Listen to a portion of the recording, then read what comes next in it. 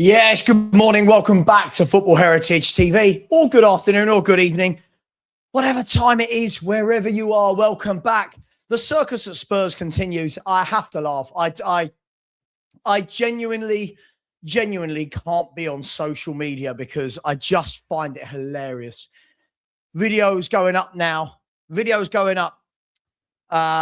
Here we go. Why keeping Igor Tudor is the right decision.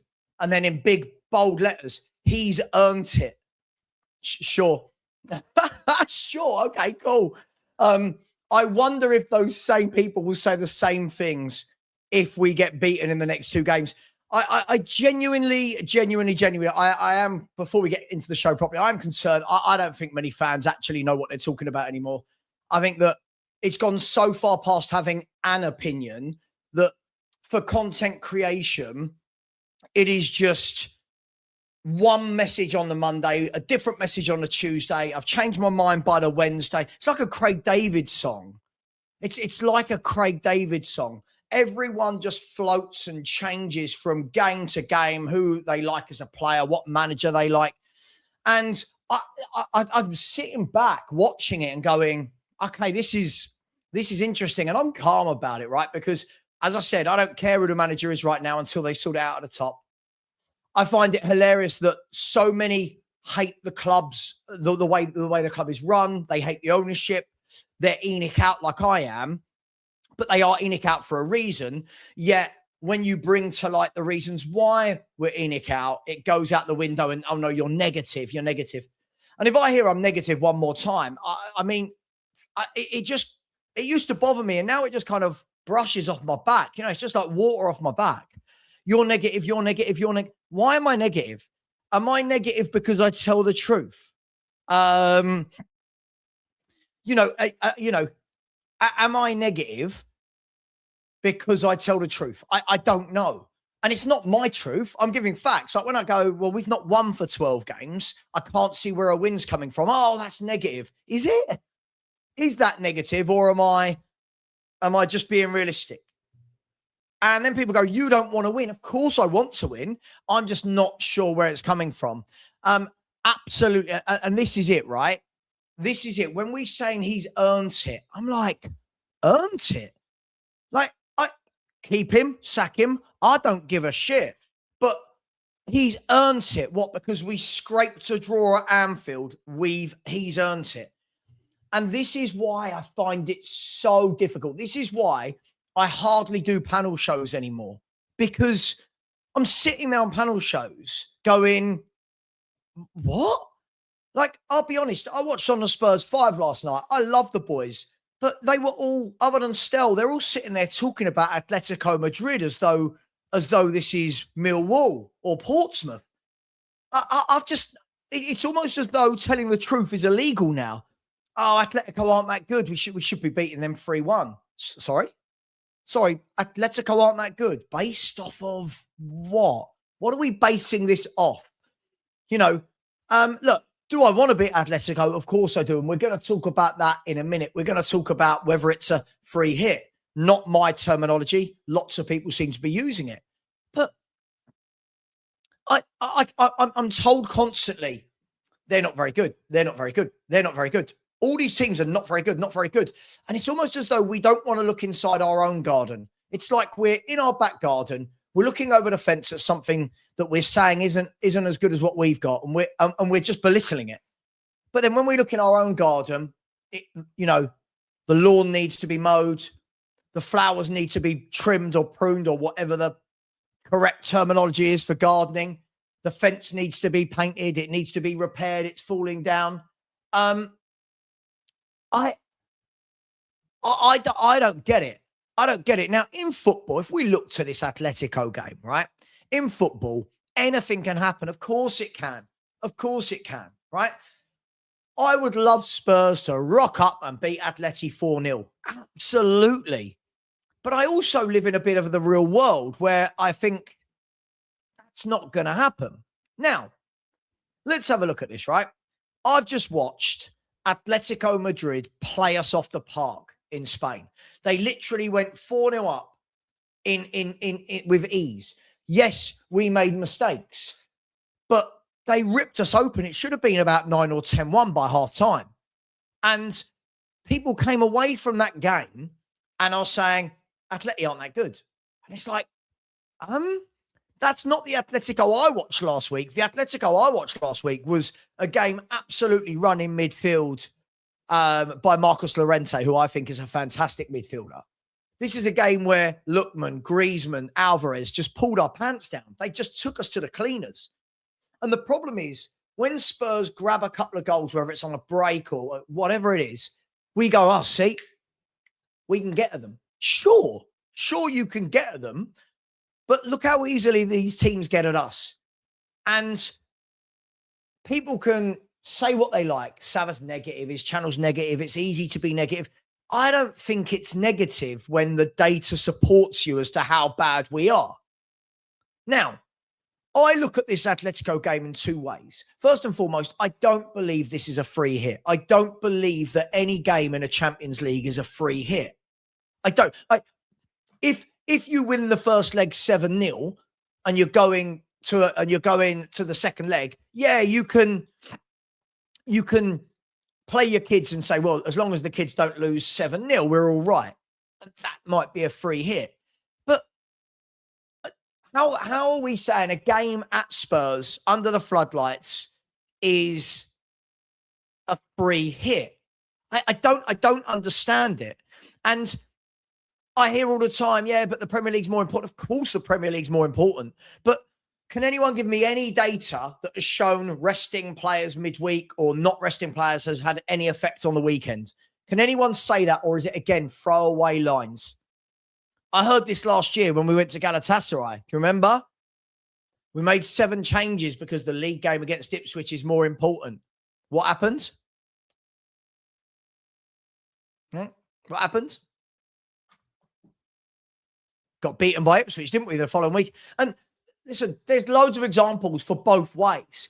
But for me, the worrying thing for me on this is it doesn't seem to matter how bad we see we are. We seem to have this underlying arrogance. We're Tottenham. Well, first and foremost, Atletico Madrid are a much better football club than Tottenham Hotspur. In the way they run, the way they scout, and the way they play, their manager, their players, everything is better, right? But there's this, dude, mate, you are horrible. I'm just going to say this, Destiny. The way you piled onto me last night with those other people, sorry, you said negativity sells. You were saying I only make money because I'm negative. Yeah? You said I was praising West Ham. When did I praise West Ham? When did I say it wasn't a good point for Spurs against Liverpool? Destiny, mate, you've become really odd. I'm not blocking you. I'm just going to leave you there because you've turned really weird. And then the next day you come back and say you're sorry. You keep doing this. The problem, I'm going to tell you, Destiny, the problem with you is you're one of these fans who are, oh yeah, but when people say things about Spurs, I don't like it. So you're emotional about the club. You're not realistic. That's fine, but don't shoot the messenger. You've been like that in a lot of chats. You've got really, really rude. You piled in on me at the end where 4 or 5 other people were having a go at me, mate. Right? And then your comments, I've got a screenshot, by the way, which I don't want to use. I'm not going to use, right? When you're going, I'm negative. Dude, we haven't won a game in the league for 12. What am I negative about? I just watched Atletico Madrid rip us wide open. That's not me being negative. That's a fact, right? That's a fact, Destiny. Now, I'm willing to let it go because I'm not a horrible person. But, dude, you get so within your feelings, right? You get so within your feelings about Tottenham that if anyone tells the truth, you start calling them negative. It's like, it's so boring to be called negative, right? Destiny, tell me what I've lied about. Spurs are terrible at the moment. Tell me I'm negative. Spurs are terrible at the moment. We haven't won a game for 12 in the Premier League. We just got ripped apart in the Champions League 5-2. Tell me what I'm saying that's negative. Yeah? Let me know what is negative about what I've said. I just need to know, because other fan bases see it. Right? Other fan bases see it, dude. Right? They see it. They see that we're not very good. But fans like you say to fans like me, just be positive. I want to be positive. Spurs have got to show me something to be positive about. Spurs have got to show me a performance where I go, we can win games. Right? But people like you pile on me. You're negative. You're negative. You're negative. Why? Why am I negative? Why? Spurs win. If Spurs win tomorrow night, I'm going to be positive about it, aren't I? Yeah, great result. You've beaten Atletico Madrid. But if you don't want a realistic view, mate, just go and watch the channels that tell you everything's okay. You know, people go, oh, glass half empty, half full. What about forgetting half empty, half full? What about the truth? What about the truth? The truth is Spurs don't win games of football at the moment. I'm a Spurs fan who is worried about Spurs because we can't win games. Now, how do I change my mind on that? Easy, by Spurs winning games, right? Isn't it that simple, ladies and gentlemen, right? People can tell you, be positive. Sure, but show me something that demonstrates we can win games, right? Good point at Liverpool. No one said it isn't. People like Destiny lie and are saying I didn't say that. Great point at Liverpool. Absolutely superb, magnificent point at Liverpool, right? But that doesn't mean that I suddenly go, we're beating everyone we play, because I've not seen it. Us and Sheffield Wednesday are the only two football clubs in the Football League, 92 teams. Us and Sheffield Wednesday are the only two teams to not win a game in 2026. Oh, don't worry, just be positive, Savva. Sure, I will when Spurs win a game. Yeah? Now, we can have the argument all we want about Atletico Madrid. What team are we going to play? Nottingham Forest, that's the important game. Of course, we know all this. We know all this. But the funny thing is, the people that stick to their opinions are the ones that are always called negative. I haven't changed my opinion because I've seen nothing to make me change my opinion. I've seen Spurs get a draw at Liverpool. Brilliant. Great. Okay. Now kick on. No, that's negative. Why is it? Why? Why is it negative? You know, I was going to go to Nottingham Forest, Destiny, to protest because I feel strongly about how badly this club is run. I'm now told that was negative as well. So I don't know. I don't know what YouTubers can say anymore. Unfortunately, there are people like Destiny that only want to hear nice things. So they want to tune in. They'll tune in later to another Spurs YouTuber, whoever it is. And that YouTuber will say, oh, I love this. We're going in the right direction. And they go, yeah, we are. And that's fine. But for me, I'm an evidential person. I need to see that evidence to show me. For example, if I'm a Wolves fan right now and someone says to me, you know what? We're down, but there's green shoots for next year. Look how we're playing. Look at the young players that are getting a game. You turn around and go, yeah, Wolves are winning games, getting points. They're winning and drawing games. Spurs haven't.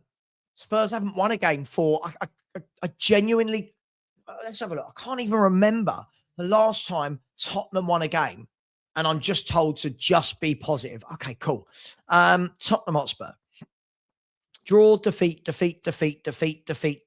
draw, win at Frankfurt, right? So we haven't won in all competitions for 1, 2, 3, 4, 5, 6, 7, 8, 9. We haven't won in all competitions for 9 games. And we haven't won in the Premier League for 12 games. Right? Dude, you said you were a grown adult. What does getting behind the team mean? Who's not behind the team?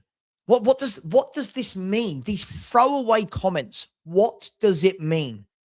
I am a YouTuber that is giving you facts and details. I'm trying to discuss what could tomorrow night against Atletico look like. And that's what I was going to move on to. But Destiny, don't do what you did to me last night, right?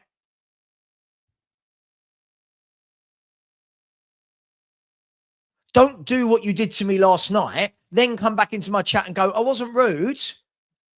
Well, you were. You were rude, Destiny, and you piled on when other people... Do you know what? I'm going to tell you something, Destiny, right? And I shouldn't. And I'll get told off for this. When all of you people going, you're negative, right? You are only, you piled on with the same people that said to me, you only are not leaving YouTube now because you want money, because you wanted people to feel sorry for you and give you super chats. I don't know how much people think they were, right? Do you know what? In the last 3 months, right, I've had 2 job offers, right, which meant I could have left YouTube, that have pulled out because of budget. So I couldn't, right?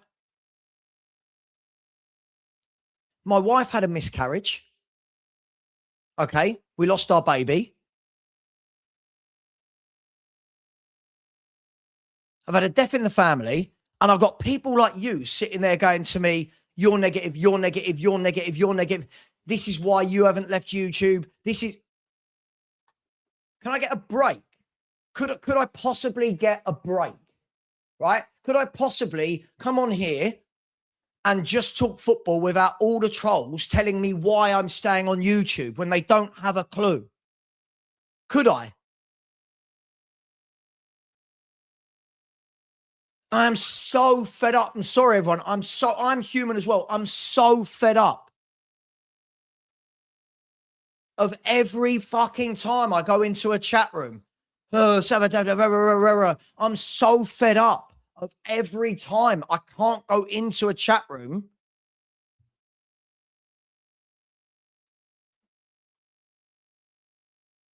Right? And I'm being told, you did it for this, you did it for that. Anyway, shouldn't have said that. But I'm so frustrated. I'm so frustrated when I'm being told by other YouTubers and viewers why I'm still on YouTube. Well, first and foremost, I was meant to be leaving on the 31st of March, which it isn't even the 31st of March. Secondly, yeah, what do I do? What do I do? Because these trolls that say I should have left YouTube by now, cool. Okay. So the job offers I had have pulled out. What am I meant to do? Just stop working, have no money to support my wife and pay my mortgage? Maybe people can start getting off my back a little bit. Maybe, just maybe.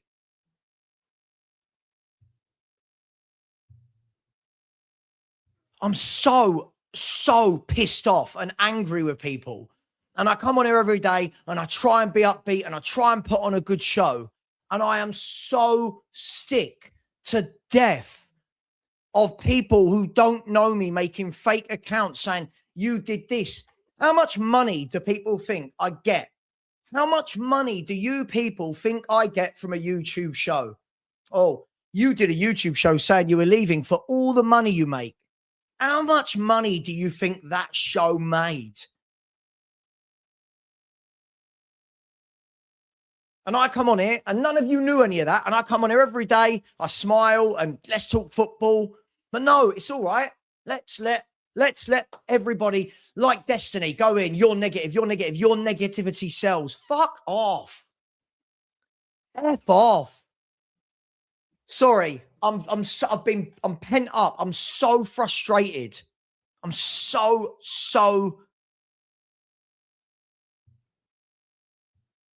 frustrated. You're negative. Tell me what I've said that's wrong. Tell me what I've said about Tottenham Hotspur that's wrong, right? Moving back to the football. Back to the football. Tottenham Hotspur, right? We play Atletico Madrid tomorrow. Sorry for that, guys. Right? I just get really frustrated, right? Really frustrated. There's too many people that think they know your personal life and they don't understand, right? They don't understand. It's really, really difficult. I got other YouTubers putting a countdown timer on. Savva's leaving on this day. He's a fraud. It's like, guys, I'm so frustrated. My personal life right now is very difficult to navigate, right? I have shit going on in my life as well, away from Tottenham Hotspur, believe it or not. And yet you come on here every day and you just get shit after shit after shit from people. And it's just like, just give me a break. Just give me a break, right? That's all I ask. Just give me a break. My family's going through a really tough time. And all I'm trying to do, right? All I'm trying to do is just talk about football, right? That's all I'm trying to do. Anyway, back to the football. Right. So Atletico Madrid tomorrow. The way I see it is this. There's three different ways I see it. One, when you look at the weekend, right? When you look at the weekend, Atletico Madrid rested 10 players, right? They rested 10 players at the weekend. Sorry, 9 because Oblak was injured. So they rested 9 players at the weekend. Okay. Now that to me tells me that I could be massively wrong. We'll see tomorrow night. Could be massively wrong, right? That tells me that this is the competition they're going to take seriously, right? That tells me that when you look at the Spanish table, you look at La Liga, and you will see, right? You will see that they're going to get top 4. There's so many points clear. They're going to get top 4. So that means that Atleti can rest players in La Liga and concentrate on the Champions League because they're going to qualify for the Champions League. They're not in any danger, right? They're not in any danger, right? Now, for me, I've got a feeling tomorrow night they're going to go strong. And when I see people just say, yeah, Atleti aren't that good, I just don't know where this is coming from. Again, just one little look at their results tells you Atletico Madrid score goals for fun. Now, yes, they're not as rock solid at the back as they used to be, but that's the price you pay for being a bit better up front, right? Atletico Madrid have gone from a team that were always very rock solid to a team that go forward more. You look at the team that started against us, right? Simeone on the right, Lookman on the left, Alvarez up top, Griezmann playing wherever the hell Griezmann wanted to because that is a top-class footballer, right? When you look at that and you look at how that front four pulled us apart from pillar to post, we can all bury our head in the sands and say, well, they only scored, they only scored because of mistakes. Well, they didn't only score because of mistakes, did they? They absolutely battered us, right? They absolutely battered us, Madrid, in that first half, right? And at 4-0, they just kind of chilled, didn't they? They just kind of, and then we got the goal back, and then it just all went a bit even.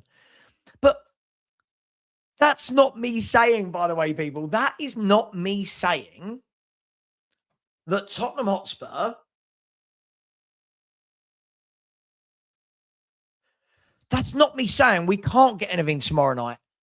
But what I'm saying is this is a good Atletico team. This is a good team. This is a team that's been to multiple Champions League finals as well, by the way. This is a team that have won the Spanish league in the last decade or so. This is a team with a top-class manager and good players all over the pitch. And I just think that we don't give enough respect to teams. And I'm out here as a football fan. Yeah, I'm a Spurs fan. But I'm out here as a football fan saying sometimes it's okay to acknowledge that the opposition is better. Doesn't mean you can't win. Doesn't mean it's impossible. But I just feel like they're just showing Spurs training and Lucas Bergvall is out on the training ground. So I don't know how close he'll be back to coming fit. I don't actually think he makes a massive difference, but that's a different conversation that I'll get in trouble for. So all I'm saying is, can we stop being these reactive football fans that every time a point is won, a manager should stay. Every time he doesn't get a point, he should leave. The players are suddenly amazing because they can complete a cross or a pass. Why can't we ever be honest? I want to be able to do football content without being told I'm negative every minute of the day. By the way, thank you for the coffees. By the way, you don't have to do that, guys. Thank you for the coffees. I do appreciate that. Tom Kingham, so wishing you all the best. Keep doing what you're doing and sending my love to the family. Tom, thank you. You didn't have to do that, but I really appreciate it. And also, George says, always have my support. Hope that helps. Listen, George, Tom, really appreciate you guys. You don't have to do that, but I really, really do appreciate it. Let me bring on Nick. Because I feel like I need someone else with me this morning. I think as I've become more and more comfortable with YouTube over the years, I've started to see how certain people talk about other YouTubers. And I'm not comfortable with it. I'm not comfortable with people thinking they know people. I see people making videos going, us real Spurs fans. You know, what does that mean? Why is XYZ a real fan, but ABC is not? What does that mean? I don't know what this means. I don't know why we can't all just be Spurs fans, right? I don't know why we can't all just be Spurs fans.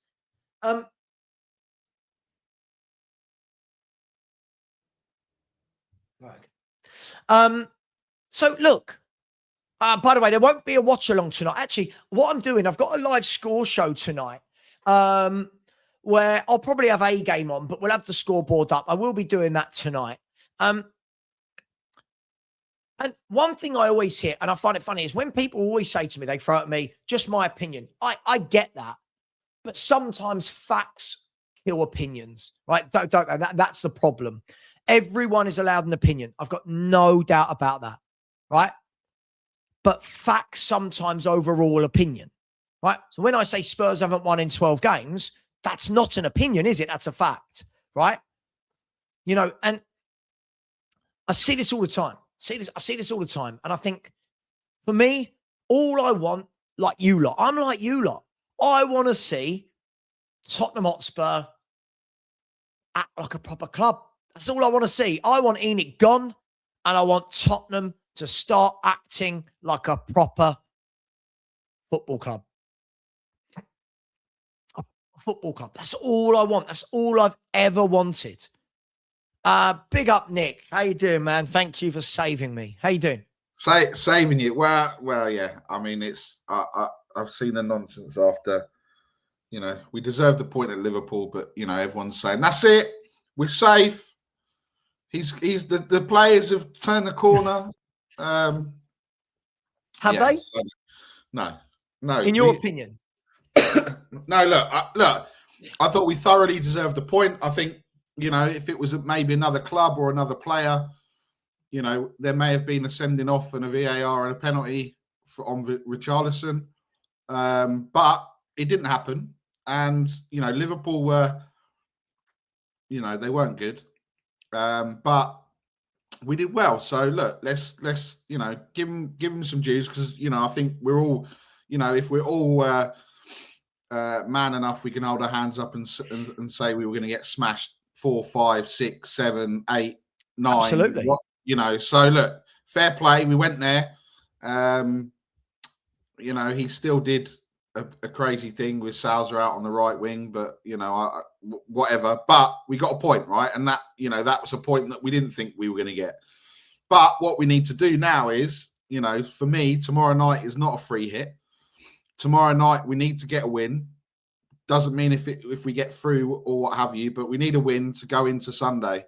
Because if we put up a performance that we did last week, and then we're going into Sunday on the back of a defeat and a heavy defeat, then that's not going to help. Sunday is, I know people are saying we can afford to draw. I think we have to win. We got lucky this weekend with the results for the first time ever. Leeds missed a penalty and everything else. So look, Forest didn't win at home. That we're not going to get weekends like that again, and we just need to, we do need to focus on the league, but not just for us, but none of the English teams won last week, and that could have a massive impact on. The fifth Champions League place, because if we all go out, we won't be in the top 2. because all the other countries will be going deep, and it's such a weird flipping way they work it out. Do you know what I mean? So I think, I think we need with that draw, we probably only need 2 wins and a draw. Maybe I don't think we need 3 wins now. But look, Sunday's the most unfortunately Angus is right. It's probably the biggest game on Sunday that we've ever played.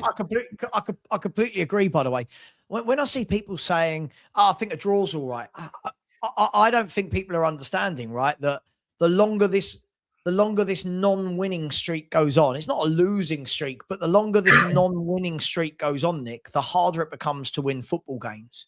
Yeah. And this is why I think it was a brilliant point, Nick. I feel it's really difficult. Look, me and you, we're friends away from YouTube. So, I know I can say this to you. I feel it's really difficult on YouTube that if you say something, right? If you say something, people hear the 1 or 2 words that they want to hear rather than what I said. So if I say, I wasn't that impressed with the performance, but what a magnificent point, what will people hold on to? They'll hold on to the bit, not a magnificent performance. Yeah. Savva didn't think a point was good at Anfield. It's not what I said at all. I actually said, point, brilliant, prove me wrong. But for me, I think a lot of people are going on as though we've won. I'm seeing a lot of people. Tudor's changed it. Tudor's changed their mind.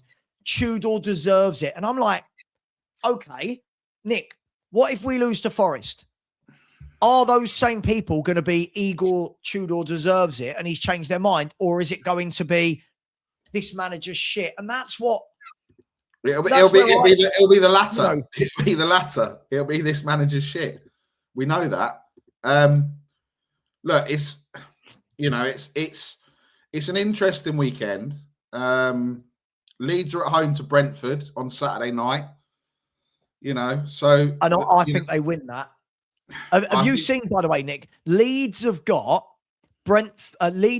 Wolves and Burnley and Brentford at home. Now, Brentford are.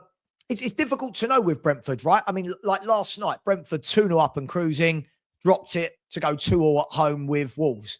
Missed a massive opportunity to close in on Chelsea in the Europa League spots. Yeah. But I think that Leeds at home, as a Leeds fan right now, I'm not saying this is given, but I think as a Leeds fan, I'll be saying, I think we beat Wolves and I think we beat Burnley at Elland Road. I think Leeds are good enough at home to pick up points. At the moment, I can't say the same as Spurs in any home game, Nick, because we've won 2 all season. So I think Leeds will be fine. I do think they've got more than enough games there. They're going to get points. Could you imagine if they scored that penalty and won? That would have pretty much put them safe. Do you know what I mean? With their home games, like you say. And what people will take from that is, 35 points, that wouldn't put them safe. No, I know, but I said the other bit afterwards. Do you know what I mean? So look, there was sliding doors moments at the weekend, and like I said, it favoured us, right? Leeds missed a penalty, Forest marginal VAR call. Do you know what I mean? If that had happened, then would we still be saying it was a good point? Because Forest would have been above us, and Leeds would have been 6 points clear, 5 points clear of us. Would they have still been saying the same thing? No, they probably wouldn't have been saying the same thing, right? So this is what we need to. This is just what we need to be careful about. If it's all ifs and buts, but on another day, Leeds score the penalty, Forest don't get VAR for that goal, and we're staring down the barrel of going into Forest where we could be cut adrift. Do you know what I mean? And then it's just us and West Ham. And this is why I think it's really important to not the arrogance is not there. As a Spurs fan, I don't have arrogance because I can't watch how bad we are and just sit there and go, yeah, we're going to win this. Like people are going, it's only Forest. Nick, I worry, not because I think Forest are amazing, but I worry that our players have shown they can't cope with pressure. Our players have shown that You look at points we've got this year. You look any game where people talk about how well Spurs did. What are they? City twice. Yeah. Liverpool draw at Anfield, right? Dortmund. It's all the big teams. You look at all our games against the lower teams, and you're sitting there going, other than Burnley on the first game of the season, you're sitting there and you're going, well, where's the evidence to say that we just rock up and win? Of course we want to win, Nick. Of course I want Spurs to batter Forest, but are we capable of it? I don't know. I genuinely don't know if we are. Yeah, no, and that's the thing. And you know, if Tottenham being Tottenham, we know Morgan Gibbs-White potentially scores the winner against us on Sunday. That's just how things work. Do you know what I mean? Yeah. So look, I think it's a massive game. You know, thankfully again we're playing last. So Stephen, you do realise what we're talking about is just fact. Stephen, this is what I don't know how old you are, right? I don't want to be rude, but I'm guessing you're quite young, because if you want Nick and I to sit here and go, yeah, we'll easily beat Madrid, we're easily going to beat Forest, then we beat, that's fine. We can do that, Stephen. But the problem with that is I heard Fulham at home was a game we will easily win, right? West Ham was a game at home we will easily win, right? Wolves at home was a game we will easily win. Who else did we play recently at home where we should have easily won? Palace at home was an easy to win game, apparently. And the problem is when people like that guy Stephen say this, Nick, the problem is it doesn't matter how often they're wrong. They don't want to see the truth. And the truth isn't that we can't beat Forest, but the truth is we've been saying this all year. All year I hear we're going to beat them. And all year, we've not been winning these games, Nick. It's a harsh reality, right? Yeah, it is. Yeah, and that's the issue. I no one's sitting here and trying to be all doom and gloom. I said, but unfortunately, what you have is this overreaction in the fan base where one minute the results are bad and it's the end of the world and it's the manager's fault. Then you get a result that you don't expect. So then you think, oh, okay, everything's fine again. Then we go to, and it's like this every week. It's like this, and it's something to cling on. And unfortunately, we can't keep saying what we're going to say. So everything's a free hit, because are we going to say Chelsea's a free hit because it's Chelsea and we never win? Well, Chelsea's a free hit. Don't worry about Chelsea. Everton's the important one.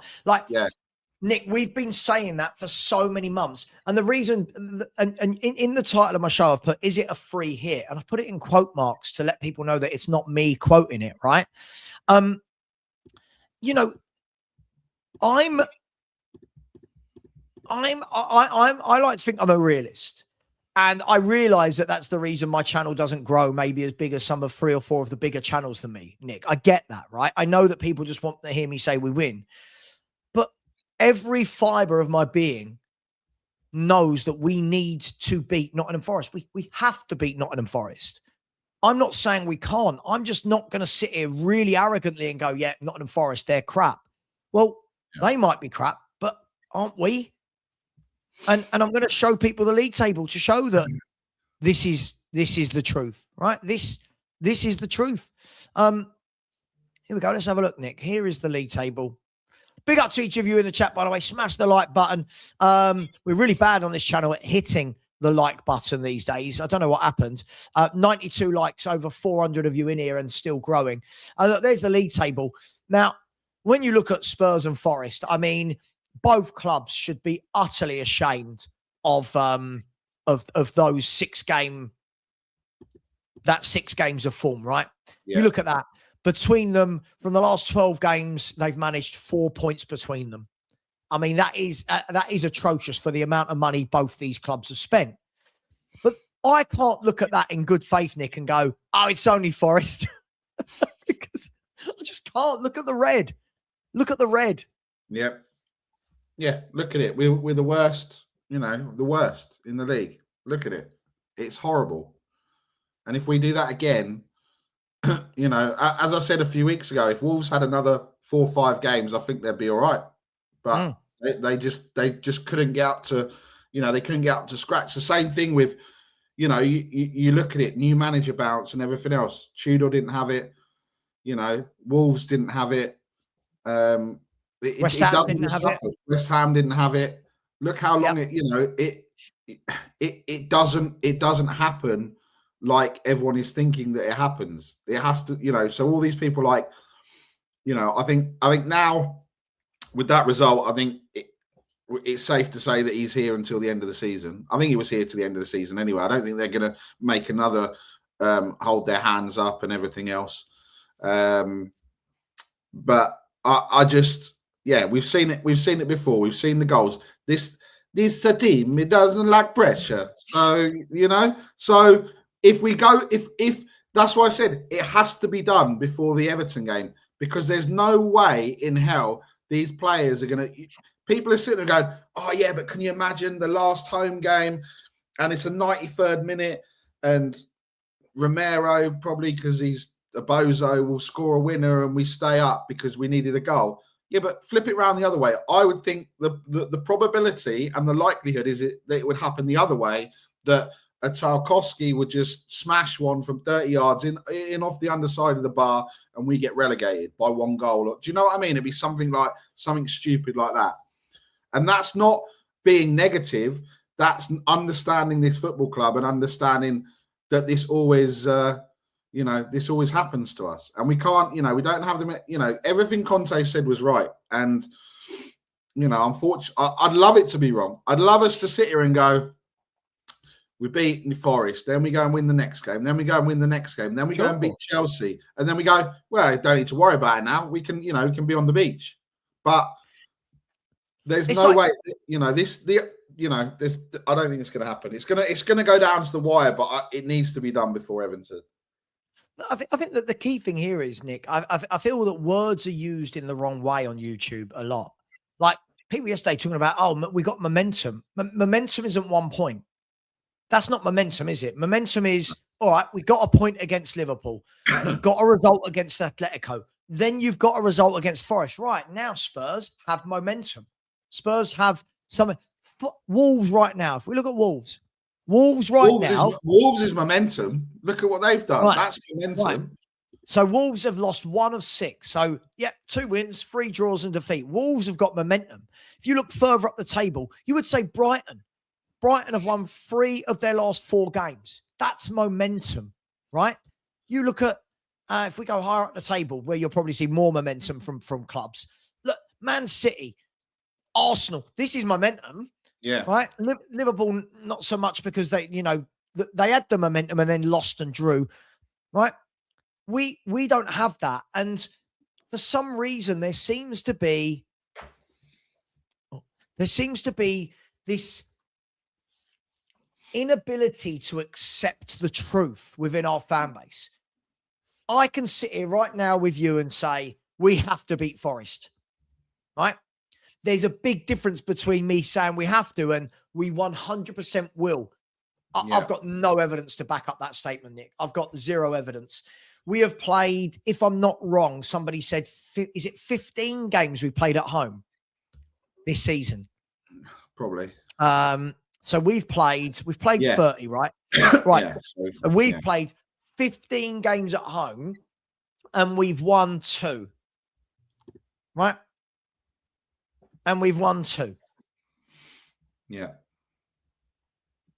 It's crazy. This is what I mean. It's ridiculous. I'm just having a look. So I'm So Spurs have won 13, 13% of our home games. Right? 13%. So forgive me for being worried. But forgive me, everybody, for having concerns for my football club. But so how many wins? How many wins is that? How many wins have we got at home this year? 2. If I'm not wrong, we've beaten Brentford and Burnley at home. No, we drew to Burnley, didn't we? 2-2. No, we beat. Hang on. I'll tell you what. I don't know why I'm doing this. Look, I can just go on to. So okay, if it's 13%, right? It's 2.47 games. Obviously, you can't win 2.47 games. If we've won 2 games already, we might not win another game at home based on what we've done the whole season. Then that brings up another question mark, right? I'm gonna just send myself something. Sorry, if you keep talking, I'm just gonna send this to myself to show people why I'm scared. Right? Go on. Sorry, Nick. Yeah, and that's the thing, right? So the last win was what, 28th of December, and that was, and I think that was the last time we kept a clean sheet at home as well. And we are nearly in April, and I just think that is incredible to then sit there and think, that we're then going to win out of the home games that left. I don't see how, the stats, the results, the performances. So you can sit there and say, like people are saying about opinions, but then you can use it by backing it up with the facts. How many home wins? How many points all season? It doesn't look good. The way that we're playing, it doesn't look good. The pressure, the way that, we start for like the first 5-10 minutes. Either if we concede, the crowd get on the back. If we get to half time and there's nothing happening, then the crowd get on their back, or they walk out, or do whatever. And then we know what's going to happen. If we don't get that, I think if we concede the first goal, we've never come back to win a game of football this season. So I don't care if it's like that in that first half, but we cannot concede first, either tomorrow or on Sunday. We cannot concede first because you know what will happen. It's not like in the Mourinho days where you went and scored 1 goal and then we just sat back for 90 minutes trying to hit them on the counter attack. And we're not good enough at the back to do that. No. Right? We're not good enough at the back to nick a 1-0 win these days. No. Look at this, Barry. Look at this. By the way, sorry, the scrolling bar at the bottom. I'm trying on StreamYard to find a goldy color that matches the gold of FHTV, and I'm just struggling to find that gold mix. So apologies if you see that changing color. That's just me fiddling about. There we go. Let me actually remove that banner just for 1 second, right? Have a look. This is the home form table this season, by the way. This is the home form table. So Tottenham Hotspur have 2 wins and 4 draws at home, if I'm not wrong. And those draws would have been against Wolves. We got 1 draw against Wolves. We got City. A draw against City. I can't even think who else we got a draw against now. That's how bad we've been at home. Sunderland. A draw at home to Sunderland. City, Sunderland, Wolves, and there's 1 more, right? Man United. And Man United, right? Now, when I look at that, people say to me, Nick, yeah, but these are your facts. Nick, these are not Richard Savva's stats, and I full name myself there. Your government name. I know, Richard. I don't look like a Richard, do I? These are not Richard Savva's stats. Everyone's going to start calling me Dickie in the chat now. Yeah. These are not my facts. These are not my stats. This is the evidence, right? Of every Premier League team, we are bottom. Now, I haven't got it to hand, but if we take this 1 step further, Nick, there is only 1 team in the country across 92 league teams that are lower than that in the home form table. You know who that is? Sheffield Wednesday. A club, Sheffield Wednesday, a club that have been docked about 30 points or whatever, haven't won a game, I don't think, in about 6 months. Have had to sell all their best players in the window, right? Have got a point deduction already in League One next season, right? They are the only club below us in terms of home stats this season. So forgive me, not you, but everybody, please forgive me when I've got people like Stephen in my chat going, oh, we'll batter them. Sure. But we won. What did we beat? Burnley must have been what, the 16th, 17th of 20th of August, whenever it was. I don't know, like mid-August, wasn't it? Right? Yeah. And Brentford was December, if I'm not wrong. Yeah. So we've won one game in August, nothing in September, October, and November, one game in December, and then so far none in January, February, or March.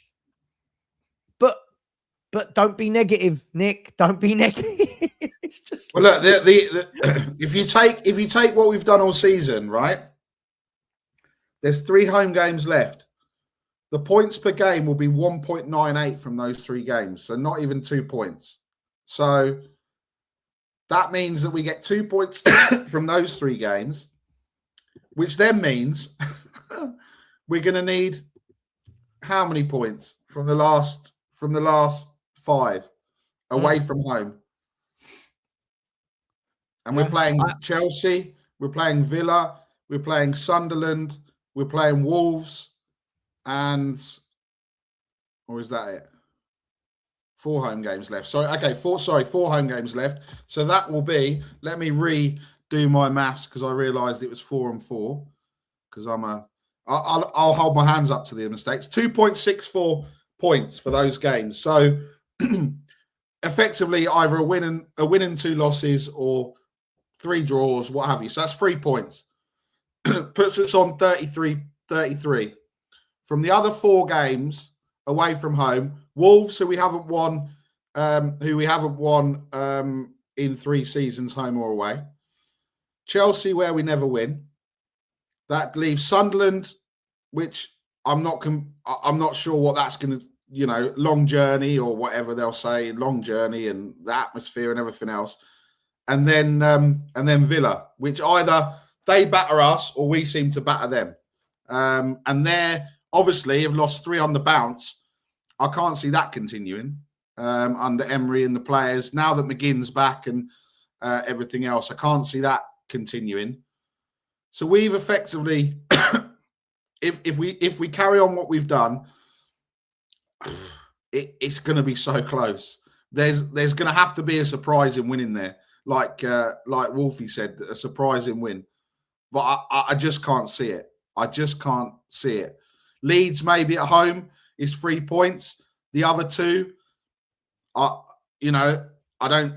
draw against Forest. I don't think we beat Everton. They've got the 2nd best away record in the league. They're also going to be challenging for European spots. It's going to be tough. I just don't see what other people are seeing. That they're probably going to sit here and go, Forest at home win, 3-0. Leeds at home, 4-0. Brighton at home, 6-0. Do you know what I mean? This is, I don't know. I just don't know where we're going to go from what we're going to do. If we don't win, we have to win because if we don't win, then all the doom and gloom merchants will go, what they're going to say now?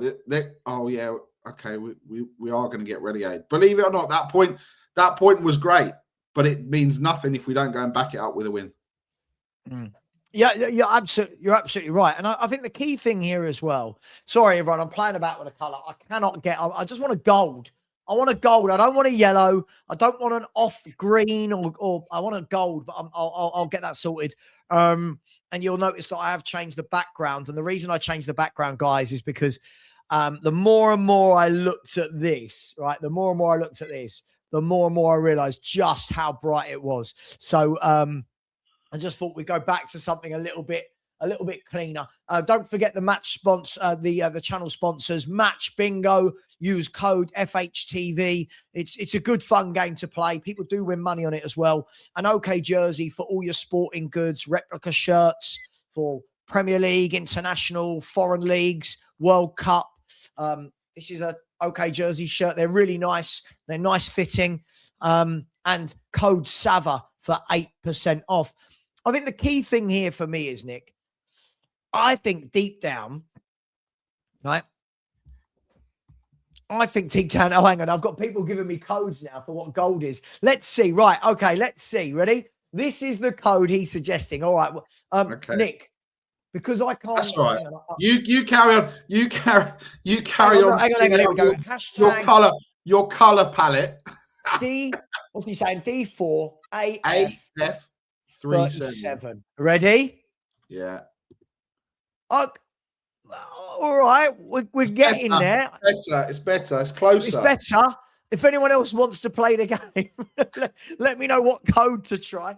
This is why Perchy always mocks me, because I have no technology. Like I'm so bad with technology.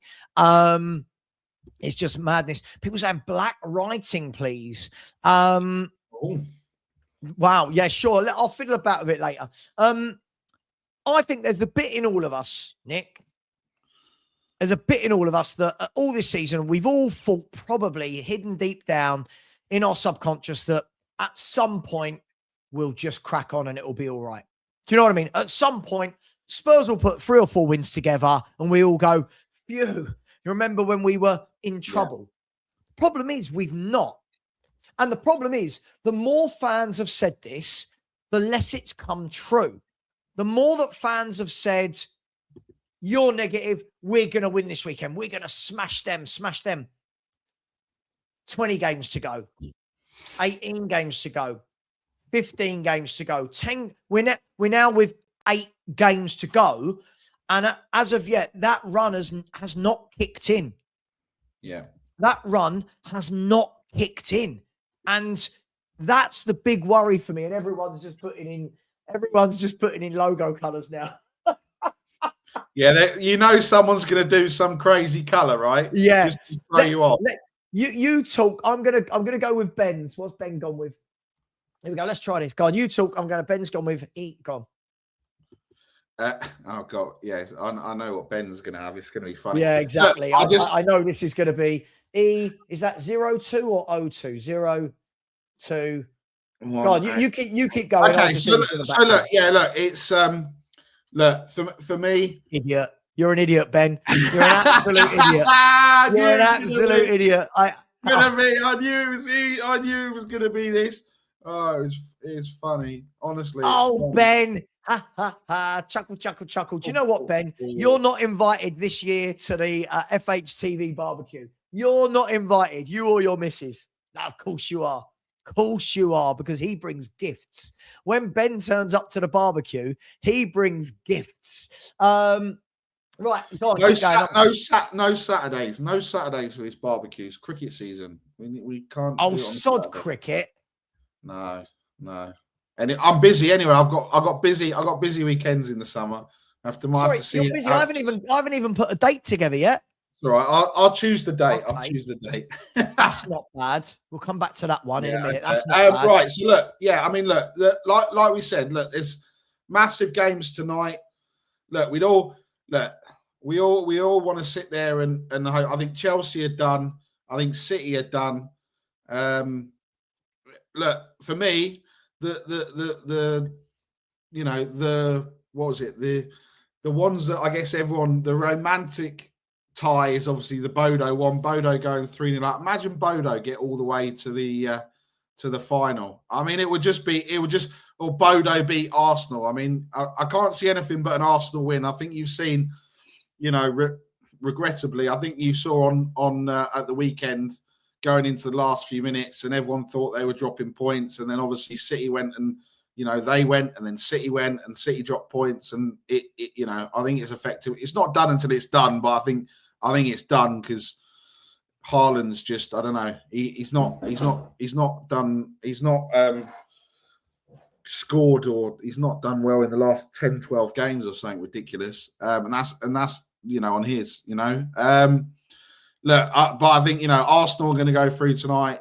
Paris Saint-Germain are going to go through tonight. Real Madrid are going to go through tonight. And it just goes to show that it's all very well that, this league phase and everything else. But when you get to knockout football, it's the same teams that are showing up. It's the same teams that that know how to win two-legged games, two-legged ties. No, Angus, I will not congratulate you if you win anything. Let's just put it that way. I will not. You saw what Henri said last night. He doesn't like it, but he respects it. I think that's how most of us feel. We don't like it, but we'll respect it. So Thierry Henry gave us the the statement from last night. And as I say that, Tottenham, the most shameless club in world football, put a look who's back with the eye emojis to Lucas Bergvall. So I know a guy that doesn't score, doesn't assist, but yeah, the problem is, I get it, right? We are we are a fan base that we have to cling on to anything right now. I get it, right? We truly have to cling on to anything. I get it, but people are going, "Oh, Bergvall will be back for the run-in." It's like, cool, but Bergvall played most of the season, and I don't remember him doing anything. Bergvall will come back, and then he'll play at centre back or something stupid. You know, the Doggy I get it. is another one apparently about Maddison training. Yeah, but when people talk about players like Maddison, you go, yeah, he scores goals and he assists. Yeah, he's a difference maker. When people are going, oh, Adogi will be back, right? A guy that never assists in his life. Bergvall will be back, doesn't score, doesn't assist. That's great, but we need goal scorers. We need assists. We need, but look, I think I speak for us all, right? I think I speak for us all where I say, whatever happens, we need to beat Forest. Whatever happens, we need to beat Forest. The question I'm going to ask you, though, is about tomorrow night. Yeah. There's the question. Bless me. You've got, it's very split with a fan base, right? Actually, I should do some super chats before I ask you that. Yeah, do that. Big up to Eamon, who said, Savva, I'm not buying your coffee, but I'll buy you a bottle of wine for both of you. Thank you very much. I am a big fan of wine. I do like wine. Sorry, I'm going to say it. I'm a rosé guy. I don't mind a nice red. If it's a really good red, I like a red. I do not like cheap reds, and I don't like cheap whites, but I do like a nice blush rosé. Thank you very much, Eamon. I really appreciate that. Thank you very much. That's very generous. Sia the Grey. So keep doing what you're doing, Savva. Take care, mate. Thank you very much. Really appreciate you. Big up to you. Very much appreciated. And also, William, very generous indeed. An Australian that likes me. This is very rare. Very rare. So big up, Savva. Most people enjoy your honesty. Not most people. I think a few people enjoy my honesty, William. But I honestly appreciate the super chat. So thank you very much. You guys are very, very generous. Let me just find the right. Oh, hang on. What have I got it on here? I've got it on multi-person. Let's go there. Let's go like that. There we go. Stell, welcome to the show. Let me not. There you go. Let me. Welcome to the show. Stell, you messaged me and said, "Let me on." Not quite like that, but you were like, you know, not like box office. No, it wasn't. Don't make Stell out like he's like box office. Let me on. Get me on. Send me the link.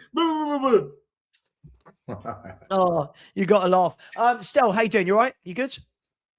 Yeah. It's sunny today. It's 20 degrees. It's a nice day today, man. I'm not going to lie. It's a nice day. Do you know what? It's actually nice here. I'm sure not quite Cyprus vibes, but it's okay here. Stell, go for it. Atletico tomorrow, Forest at the weekend. Apparently Atletico Madrid aren't very good. Apparently we're going to just sweep Nottingham Forest aside. Where are you at with all of this? So I was just having some food. It's lunchtime here. Just after lunch. And I had a really good conversation on TalkSport between Ambrose, Darren Lewis, and I don't really listen to what Crook says too much because he's a rage baiter, click baiter. He knows how to reel the people in. But I've always liked Darren Lewis. He's one of the very few I like. He's if anyone who doesn't know who Darren Lewis is, he's the black guy who supports Liverpool. I don't know what paper he's from. He's a black dude, supports Liverpool, always talks really well. Yeah, he's really good. I like him. Yeah, he's brilliant. Yes. And I always like Ambrose as well. I always find he's quite balanced. He's quite well rounded. He never takes a side. And they were talking about the Liverpool Spurs game, and they were in complete agreement that it is the mirror, right? Okay. Yeah, they were in complete agreement that Spurs fans are getting carried away. Liverpool were awful. And how people can't see that and they're not focusing on that more or being a bit more balanced with it, that they were really surprised. And I agree with that. That was my initial assessment after the game. I went on Top TV, I went on Spurs 5, I went on one other channel. I said, guys, we deserved the point. We deserved it because we were just as equal to what Liverpool were in terms of performance. But both teams were Darren Ambrose, beg your pardon. Both teams were equally shite. Yeah. I don't think Spurs were good. I thought we were crap. But I thought Liverpool were just as freaking crap. So, by the way, people saying that Ambrose isn't balanced. He's been defending Tottenham for the last month. He's been proper defending Tottenham on a channel that's been hating us. So to say he's not balanced, I don't know what you're watching. He's been defending us for a very long time. But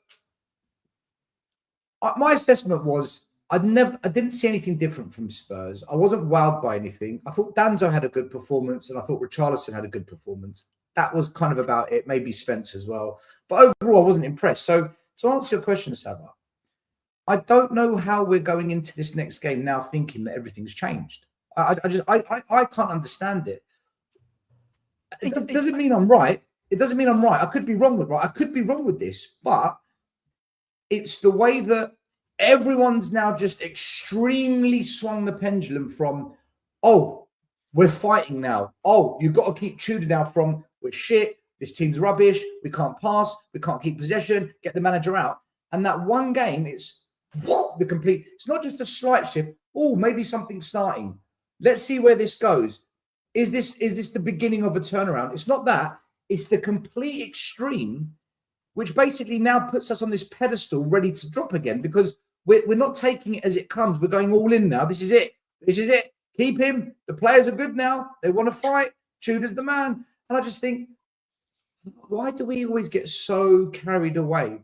Now, it might be right. It might be right that this is the turning point. But like Barry said, you've got to win that Forest game now to prove it. Otherwise, that Liverpool game is an absolute joke if we don't beat Forest. It means nothing. And I totally agree with Barry on this one.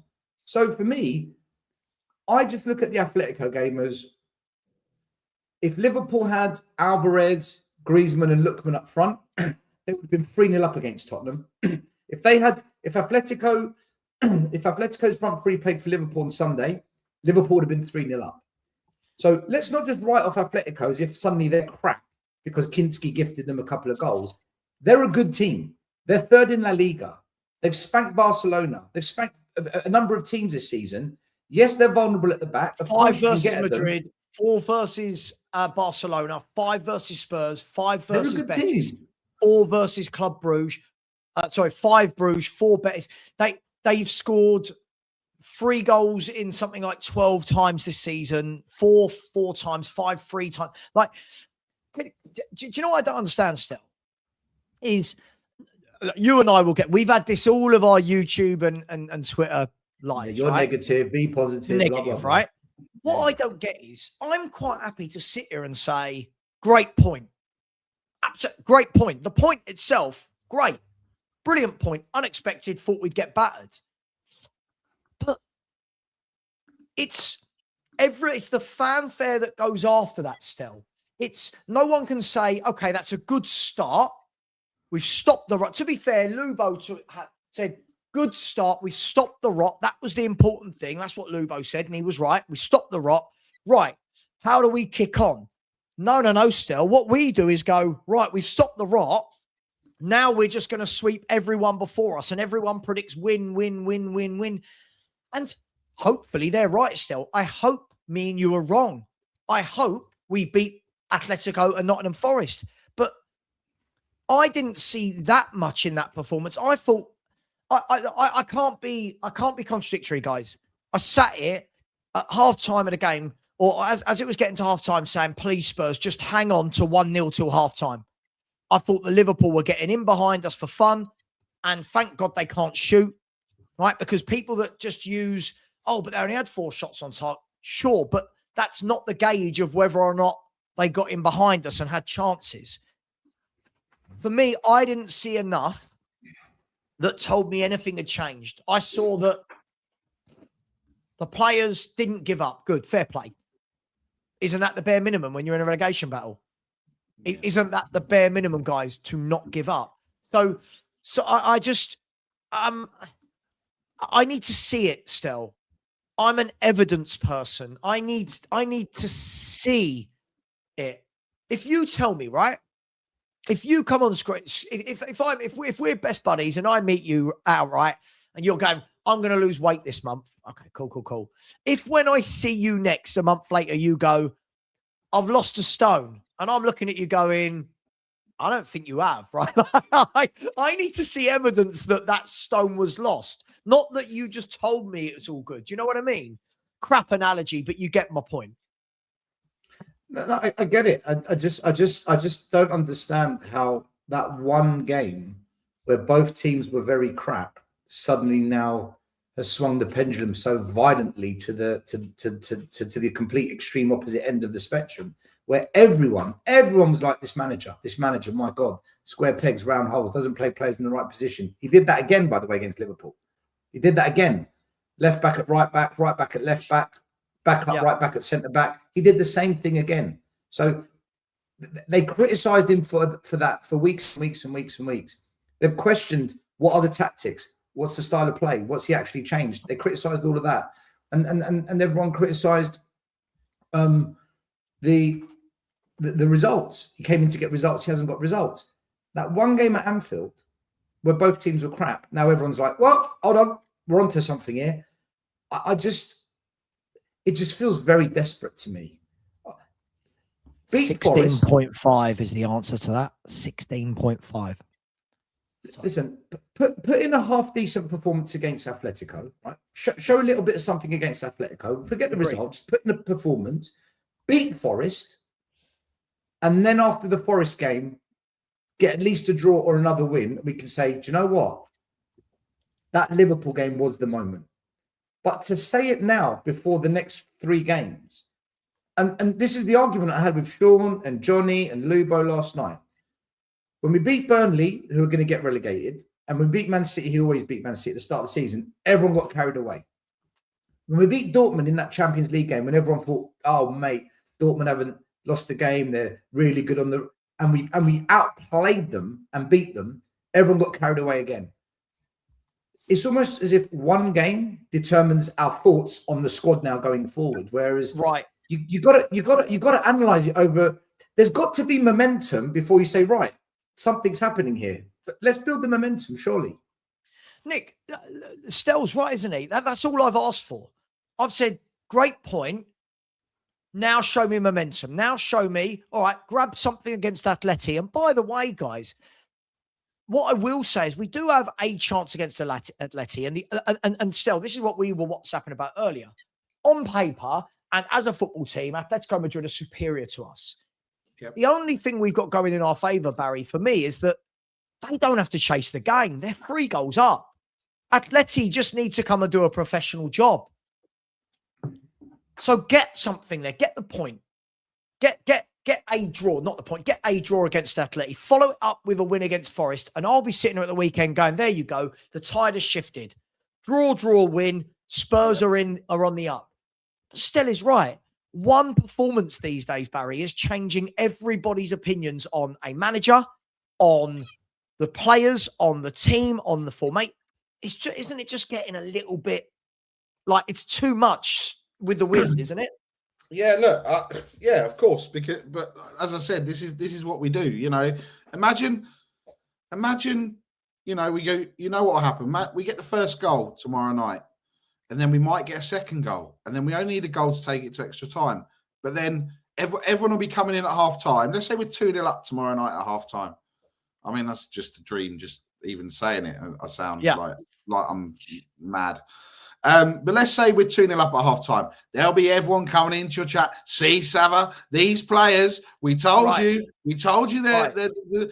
But then they won't wait until the end of the game, and then we'll know what will happen in the second half, right? We don't want to lose. We don't. Everyone sits there and think we want us to lose every week. We don't want us to lose every week. If we go into half time at 2-0 down, yes, there's gonna be that hope. There's gonna be that belief, but we're not gonna go over the top. But they will go over the top. Oh, I got it wrong about Tudor. Tudor's the right guy. Yeah. God forbid, by some miracle, we somehow go through on Wednesday night. Like, it will be even worse than what it was against Liverpool. And then we'll get to Forest, and then that'll be it. The arrogance of the fan base can come crashing down to earth, because it won't just be a narrow win for Forest. They'll come and do what Palace did to us and just destroy us within 45 minutes. Because that's all they need to do. They just need to do what Palace did to us.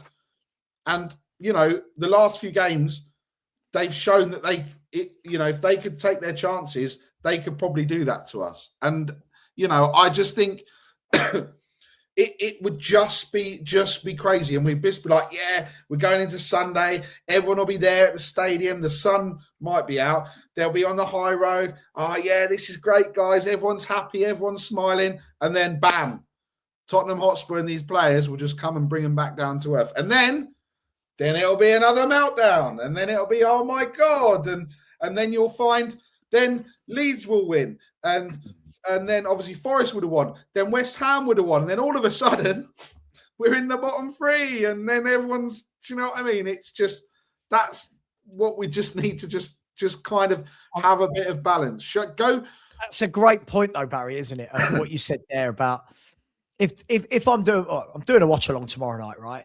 If Spurs go 1-0 up against Atletico, all the comments that flood into my chat are, you're wrong. See, these players are great. Look, Stell scored a goal. See, he is good. Then when we concede, it's Tudor out. Tudor's dreadful. I can't be in my emotions that much, Nick, about every time a goal goes in. I can't be, okay, we win a game. When Spurs next win a league game, it will be 1 in 13, right? If we beat Forest, guys, it will be 1 in 13. And people will have the cheek to tell me, you're wrong. See these players. Yeah, 1 win in a third of the league. That's a third of the season. And also, if Bergval's just come back to training today, so they're all expecting him to start tomorrow. Yeah. And then they'll be, why is he not starting him? He was on the training pitch yesterday. Yeah. He's been out for how long? You can't just bring him straight back in. And then they'll be like, oh, Destiny's in training. Oh, that means he must be playing. And then what you'll find is Tudor will do something like he did playing Salzer at right wing. Didn't make any sense. He could have just played him at left wing back. Porro could have played on the right wing, and Jed Spence could have played at right back, or whatever formation we were playing, 4-4-2 or 5 whatever, or I don't know anymore. Every time I'm looking, it's a different formation. He'll go and do that, and then they'll go, oh, why is Bergval playing at centre back? Or so, do you know what I mean? Or something like completely left field. Or Richie gets a knock in training and he's on the bet. Well, why is Richie not playing? He scored the winner. He's got the fight. Oh, this manager, blah. It's just the same.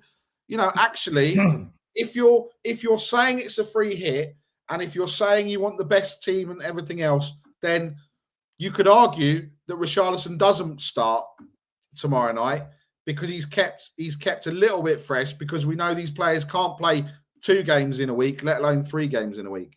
I don't know. I just don't know what to say anymore. But there'll be a meltdown one way or another,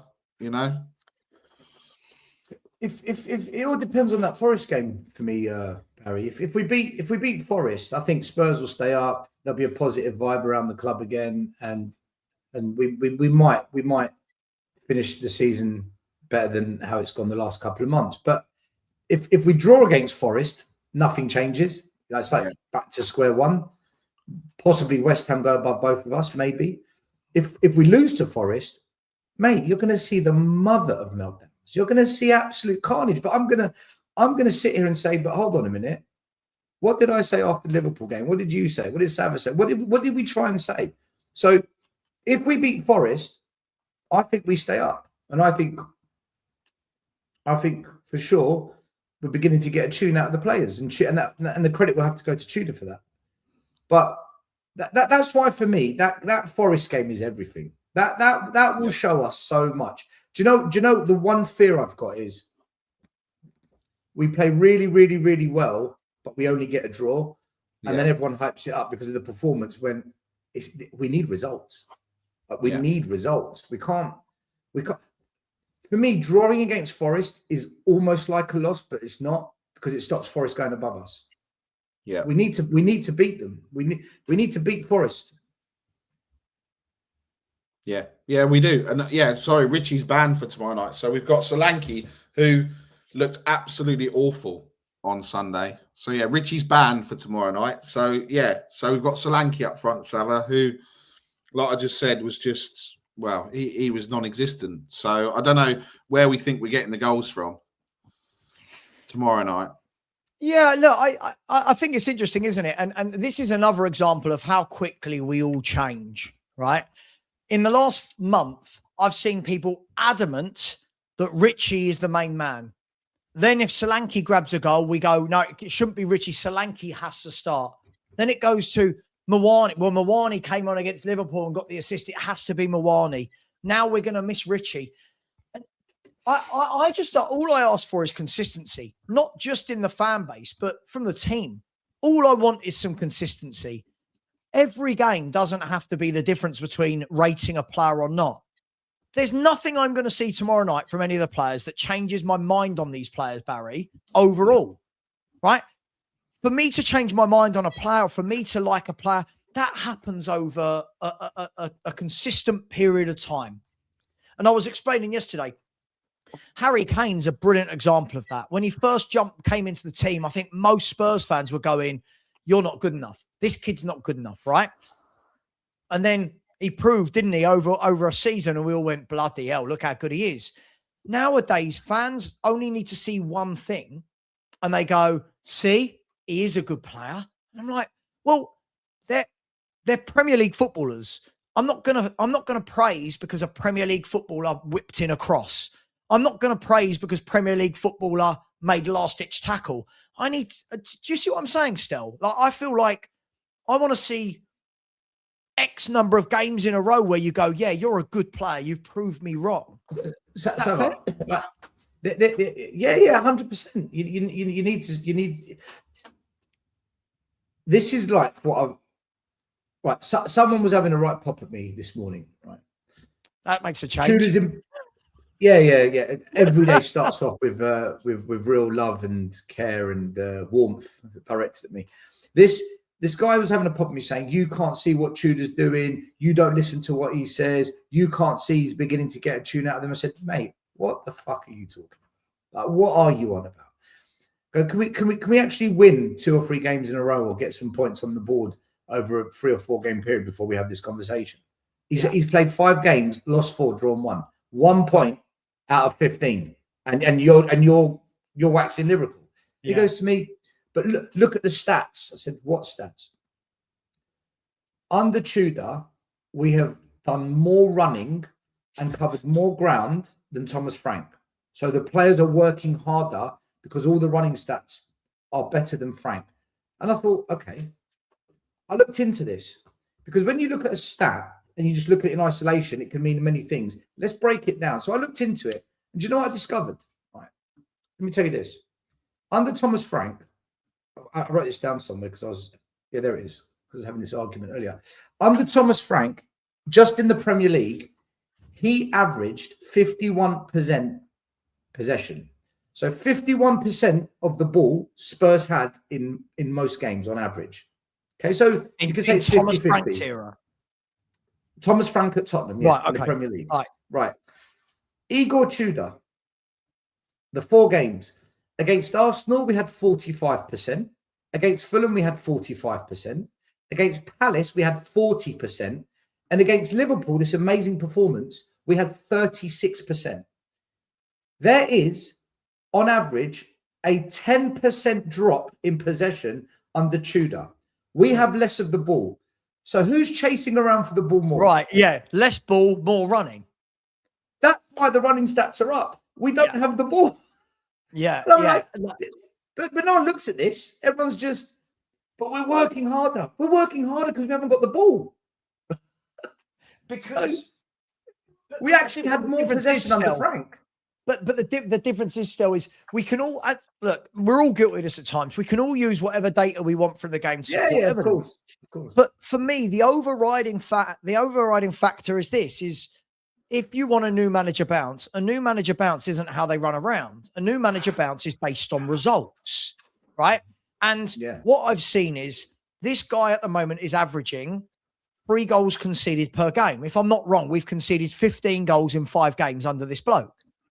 Right, if 4 Arsenal, 5-6 Fulham, 7-8-9 Palace, 5 Atletico takes that to 14, and 1 against Liverpool is 50. We've averaged 3 goals a game against, and I'm seeing people going, I'm warming to him.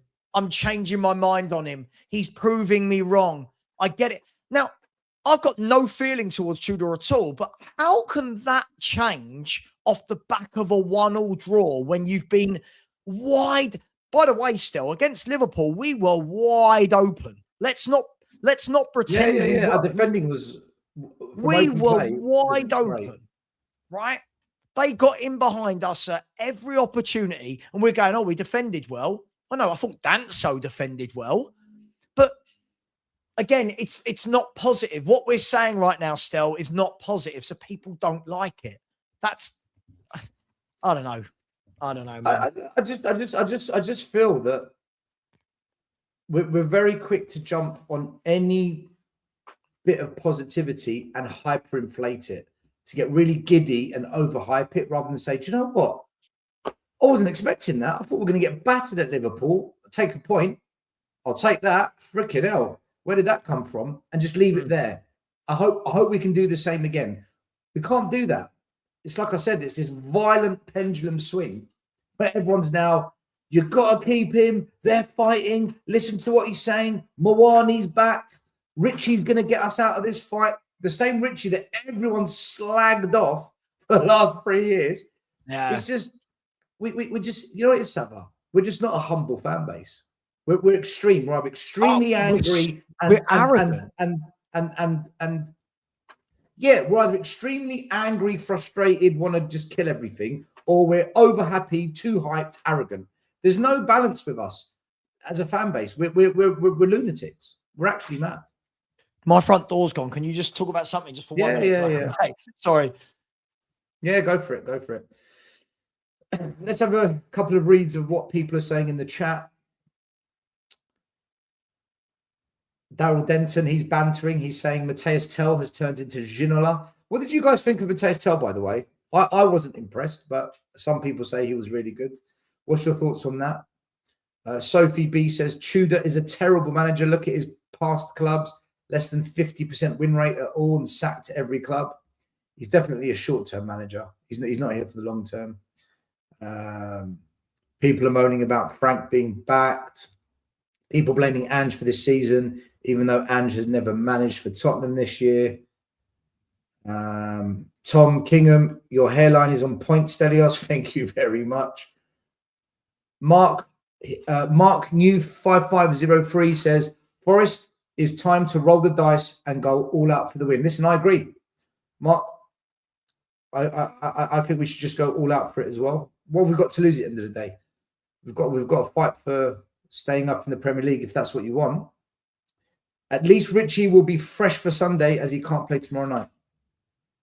Would you go full strength against Atletico Madrid people, or would you rest players and focus on the Premier League instead? Savva, what would you do? Would you go full strength against Atleti, or would you rest players for Forest? Yeah, I don't understand all this resting players. This whole resting for the weekend. I don't know if it's ever worked. I don't know who can show me when this actually works. There's loads of occasions where clubs rest players in the midweek. Then they lose at the weekend. And then what do the fan base do? We all start going, oh, good job we rested so-and-so for so-and-so. Look, people keep talking about momentum. If you want to build momentum, right? Surely you get a positive result against Atleti, then that takes momentum going into the home game against Nottingham Forest. But what if you drop everyone and play all the kids still and you get mullered 6-0 at home to Atletico Madrid? I don't think that's good for anyone. I don't believe in this free hit. It's the Champions League. It doesn't really matter. I don't buy into that. I actually don't know what to do with this one. I don't know. I can see it both ways. If you want to build momentum, keep playing your best players and see if they can, build and build and build. At the same time, Nottingham Forest have got a game on Thursday, which means they only get a 2-day break. If we rest our players, it gives us an advantage in terms of rest, maybe. But I actually wouldn't know what to do with this one. The only thing I'd say is I don't think we're going to beat Atleti. I think the game's over. So is it worth even trying if you know that, even if we score 3 goals to catch them, they can't score a single goal? Is that when have Spurs kept a clean sheet? Yeah. Kept a clean sheet? Yeah, we have to win by 3 clear goals just to get to extra time, right? My concern with this is, when's the last time we scored 3 goals, Sam? No, I completely agree with you, mate. I agree with you. I'm going to spin this question, right? I'm going to look at this from another way. So yesterday in my show, people were saying things like, oh, when you look at Forest, how many of their players get into our 11? And I'll tell you why I think this is relevant, right? When fans say things like that, and when fans say rest players, still, what even is our 11 right now?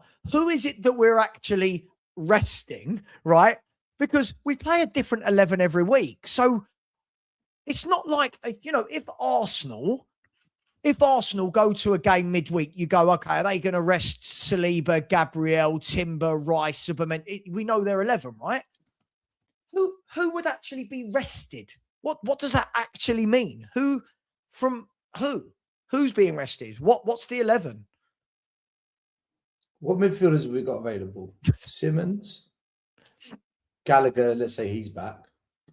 Sarr, Gray. Is Basuma back?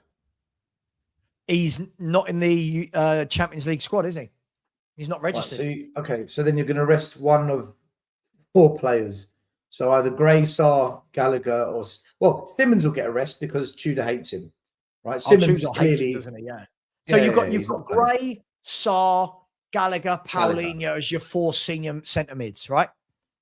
Is that concussion situation still means that Paulinho can't play though? I'm pretty sure. Oh, good question. That's a great question. Anyone in the chat know the answer to that? I think Romero and Paulinho can play tomorrow, can't they? I'm not sure. They played on Tuesday, Sunday. Is it 7 days or is it 10 days? If it's 10 days, they can't. If it's 7 days, they can. Yeah. So then I don't know. We'll see. If Paulinho can't play, then it means you're picking from Gray, Sarr, and Gallagher, right? So when we're talking about resting players, all right. Yeah, there's not really. Callum Mulasesi is a young central midfielder. He can come in. Who else? That's it. Right. That's it. So, right. Just stop there. Right. And you've got no wingers. So who are you resting? But do you see my point still? When people are saying go weak, rest players, who is being rested exactly? The only players we can actually rest at the moment are one of the fullbacks and the centre backs. So it's only in the defence and the keeper where we can rest players. He's not going to change the keeper again. And then he could rest Sousa or Spence or Porro. He could rest one of them. Any of the defenders he can rest now. He can rest all of them. Yeah. We'll see. I just think when we talk about it, not me and you, I think as a collective fan base, I think we talk a lot about resting players and best 11. I have no idea what this means at this football club anymore. You know, we've got a manager right now that plays a 19-year-old left back at right wing, a right back at left back, a right wing back at right back. You know, Xavi Simons and Stell are being asked to play left wing when one's a forward and one's a playmaker. I don't even know what it means. Look, give me Stell. I'm going to leave it there because I'm live tonight and I don't like it anymore spending 4, 5, 6 hours on shows. Give me a score. I know it's very difficult because we don't know what the team's going to be, but I'm assuming Atleti are going to go strong from the players they rotated at the weekend. Give me a rough score prediction. I won't hold you to it. 3-1 Atletico. I'm going to say 2-1 Atleti, but I want to see the teams first. If Atletico come to White Hart Lane and play Alvarez, Simeone, Llorente, Lookman, Griezmann, then I will really, really worry. If they don't, then I would think we've got a chance. Apparently, Oblak's out. Yeah, Oblak was injured at the weekend, but they made 10 changes to their 11 at the weekend. Right? They're 13 points clear of fifth place. So they're basically guaranteed Champions League qualification in the league. They're going to focus on the Champions League. So their focus is the Champions League, right? And they've been to 2 or 3 finals in the last 12 years or something. So they know how to get there. I think everyone just saying, "Oh, Atleti aren't very good." I'd love to know where they're getting this. I'd love to know where the copium. They need to bottle this copium and sell it. You know, Atleti aren't very good. Don't worry, Spurs. It's because we scored 2 goals and we could have scored a third, but then Atletico could have scored another 3 goals as well. We forget that. We just look at the chances we missed. But what about the ones they missed? Yeah, I think the problem that I've got, right, and I'll end on this, I think is personally, I'm so used to not seeing Spurs win games of football now that I've forgotten what that feeling is like. So when people are going, "Oh, we'll definitely win that," or "We'll definitely win that," the problem is we don't definitely win anything. We're not winning any games still. I don't know if these players know how to get over the line in a single game. The only way Spurs can do something tomorrow on Wednesday is because there's no pressure. The pressure's off. They're completely written off. So we're going into a game that the whole world's expecting Atletico to go through. The whole world's expecting Spurs to lose again. So if Spurs turn up and actually do something, it's because there's no pressure. But if it goes into extra time and it's, let's say, 5-5, and now the pressure's on, you know what's going to happen. Right. We're going to bottle it. So you saw this. We saw this last Tuesday night at Atletico. They went 4-0 up. Naturally, when a team goes 4-0 up, they've got no need to keep going and keep going and keep going. They 4-0 up, they relaxed. We then had a 5-10 minute spell where we scored a goal and everyone goes, "See, you can beat them." Sure, when they're 4-0 up, it's okay to play against a team, right? But the difference is Atletico Madrid, as soon as we scored that goal, went, "Now we're going to start attacking again. We're going to wrestle back the experience." So I don't know. I think there's a lot of fans in the chat right now that are predicting a Spurs win. I hope they're right. I just don't know which Tottenham Hotspur they've been watching for the last year. I don't know. We do have a good home record in Europe, something ridiculous of like 20 plus. When was the last time we played anyone as good as Atletico Madrid at home? Yeah, and that's what we said when we went away to Madrid, and people were saying, "Oh, I think we can get something in Madrid." I'm like, guys, have you watched them at their ground? Like, are we doing this? Yeah. Anyway, we'll see. I think we're out, Savva. I think we're out. Oh, yeah, I've got no doubt we're not going through. But for me, I just want to see a decent performance. Be in the game. Don't get embarrassed. You know, if you lose 2-1, but you've given it a good fight, fine. But I don't want to see that they come to our ground. They're 3-0 up at half time. Everyone's booing, because that's not good for anyone. What I will say is this. Marcus Llorente last week. Don't know if anyone kept a close eye on him. What a player. What a midfielder Marcus Llorente is. Everything that Spurs do not have. I'm hoping he is not playing tomorrow. but Do you know? he was do you know, rested. So I really, really, really liked Alvarez before he Class. was signed by Man City, and I still can't believe Man City let him go. I don't get it. He's a quality forward. You know, he's such a technical player, and his finishing is so crisp. Oh yeah. I guess do you know so. what? You don't want to play second fiddle to Haaland, right? He wants games, right? He wants. Savva, do you know what he reminds me of? Not that he wasn't technical, but a technically better version of Jermaine Defoe.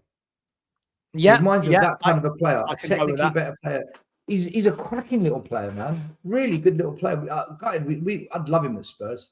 I think, do you know who when he was at Man City, I always said he reminded me of Ole Gunnar Solskjaer, like a guy that's too good to be sitting on the bench, but not quite good enough to displace the main man. Do you know what I mean? Yeah, like, yeah.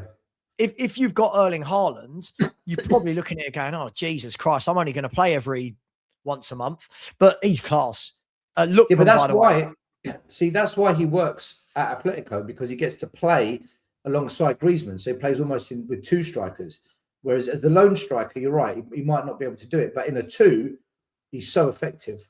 Yeah, no, I completely agree. And apparently, Arsenal are the favourites to sign Julian Alvarez. This summer, Arsenal are going to just sign quality. This summer, you wait and see. They're going to sign quality. And you know what? There's not a player in the world right now that won't look at them and say, yeah, I don't mind going to you. Oh, of course. Well, look, they absolutely took the piss out of that Champions League table, didn't they? Wasn't it 8 wins out of 8, and they scored something like 26 goals, 24. They averaged 3 goals a game, 8 wins out of 8. Look, we'll see. We'll see what happens tomorrow night. It's their cup final straight after the Forest. After Spurs Forest, it's the cup final, isn't it? City Arsenal. Yeah. I'll be watching that. I'll be watching that. I was, as you know, we weren't going to. I was going to go to the game because I thought there was going to be a protest, but now there's not. I'm not going. Don't get me started. Yeah, I won't get you started on that. I know what you're like. Look, for anyone asking today, today, Alistair Gold did say that Bergvall is back in training. Maddison and Paulinho are having separate training away from the first team. Adogi's back in training. So the players are coming back, but are they good? These are the same players, by the way, that for 2 years haven't managed to win games. So I don't know what that means. Look, Stell, thanks very much. Really appreciate that. Let me just see if there's anyone live that we can send people over to. Listen, I know Stell and I probably come across negative because we don't say what you want to hear, people, but I do think that we do try to stick to some sort of truth of the matter. I'm just honest. I say what I see. I've never understood this positive negative thing that people create. Well, let me ask something. All this positive energy from all the positive people that are positive and we're negative. Where has that got Tottenham? No, of course. Where has all that positive energy and thinking got us? Because it's not realistic. That I've always said this, Stell. It's not true. When people talk about half glass full, half glass empty, that's not reality, right? That's not reality. I can look at Spurs right now without a win in 12 league games, and I could be the most positive human in the world still and go, yeah, but we've been unlucky. But it doesn't change the reality that has put us in a relegation battle. It doesn't change the reality because I'm positive about it, right? It just doesn't. Sometimes I think, listen, I've always wanted my channel to be real. I've always wanted my channel to obviously there are truths that are my truth and there are honesty. There's things that are honest that are my honesty, but I've not lied about the performances. I've not lied about the results. We're not good. We're not winning games. Spurs need to change my mind. Spurs need to win against Forest so that people like me and you go online at the weekend and go, good result, good win, good. We got to win. Yeah. You know, can't just be, oh, I'm positive. Nice things happen. If you're positive and you believe you'll win the lottery, you will. Sure. How does that work out for most of the world? Stell, thank you very much, guys. I'm sending you over. No, I'm not sending you anywhere. There's no one live. Take care. Much love. I'll be back tonight at 7:40 or 20 to 8 for the grown-ups for a live score show. Can Man City overturn a 3-goal deficit at home to Real Madrid? It's a big ask, isn't it? Much love. Take care. And as always, please subscribe to Stell at Mr. Stelios on Spurs. Subscribe to this channel as well. Thank you for the super chats. Thank you for the likes and the subscribers. And as always, Enoch out and come on, you Spurs.